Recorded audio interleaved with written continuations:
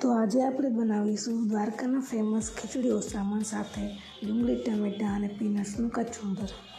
તો અહીં મેં ખરા મસાલા આ લઈ લીધા છે. સ્ટાર્સ છે, પછી તજ છે, લવિંગ છે વઘાર માટે.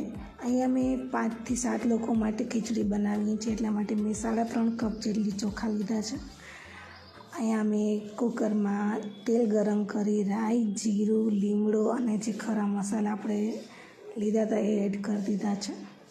હવે આપણે જેટલી બી ખીચડી હોય એના અકોર્ડિંગલી પાણી એડ કરી દઈશું.